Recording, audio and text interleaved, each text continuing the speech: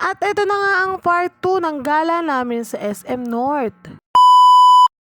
So, ayun na nga guys, lumipat na nga kami dito sa kabilang mall para maghanap ng makakainan. Dahil kanina pa talaga kami nagugutom sa kakalakad namin.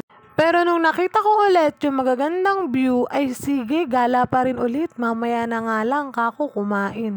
Habang busy nga dyan si Kumarsing MM nyo, nililibot ko muna yung aking camera. Pagkaakyat nga namin dito sa second floor, nakita nga namin tong Papay.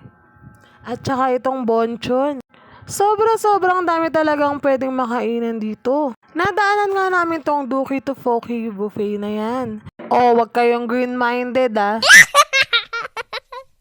At dinaanan nga rin namin tong si Kuya J Restaurant. Sa sobrang dami-dami nga ng makakainan dito, talaga namang magugutom ka. Sobra na talaga akong naiihi sa mga oras na yan dahil sa kakatawa kay Kumarsing MM nyo.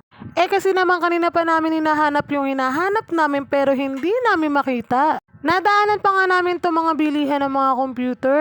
Grabe, talaga namang napakaganda. Kung makikita nyo nga yung loob, para kang nasa studio. Kaya kapag gusto mong bumili ng computer, dito ka na magpunta sa may SM North dahil super dami mo mapagpipilian. Habang naglalakad pa nga kami, natuwa nga ako dito sa mag-ina na to dahil nakasakay sila sa maliit na bike. Saan ba merong ganyan? Pahiram naman kami.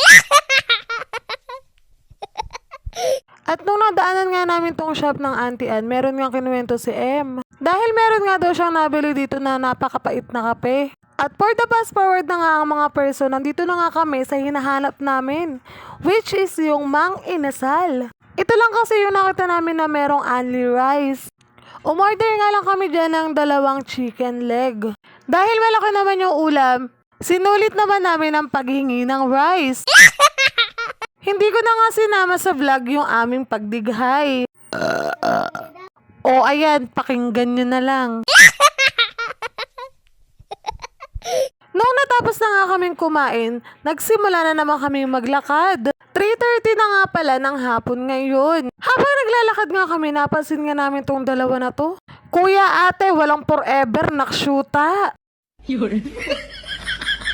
Pauwi na rin pala kami sa mga oras na yan. Dahil naubusan na nga kami ng cash, naghanap kami ng pwedeng mapag-cash outan. Dahil naubusan na nga talaga kami ng cash sa mga oras na yan, hanggang sa bus ay GCash payment ang ginamit namin. Mabuti na lang talaga at pumayag si kuya. Halos 45 minutes din kami talagang naghintay dyan sa pagpuno ng bus na yan. At nung mga oras nga na yan, kami nga ay lalarga na. At for the fast forward na nga ang person, nandito na nga kami sa may bandang NLEX. At habang nasa biyahe na nga kami, sabi ko nga kay Kumarsing MM, siya na muna ang maghawak ng cellphone. Sabi ko kasi kay Kumarsing MM, malapit na sa Philippine Arena. Dahil sa mga oras na yan, sobrang nangangalay na yung kamay ko. Kaya talaga namang nag-decide na ako na siya na ang paghawakin ko ng cellphone.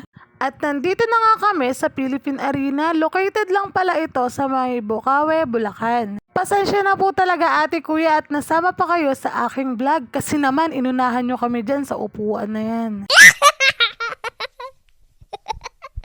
Sobrang laki at sobrang ganda talaga dyan sa may Philippine Arena. At nung matapos na nga makapture ang Philippine Arena, nagkatawanan nga kami dyan ng Kumarsing MM nyo.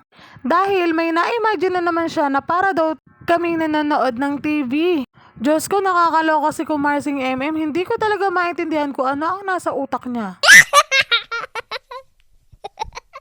The highest level na talaga ang pag-pass forward ko dito. Baka kasi naman mamaya ay umay na naman kayo sa aking boses.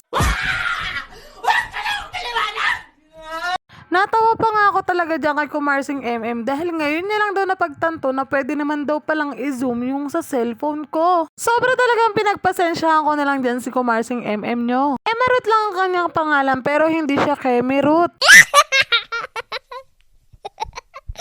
Dito na lang pala nagtatapos ang aking video. Salamat sa panonood!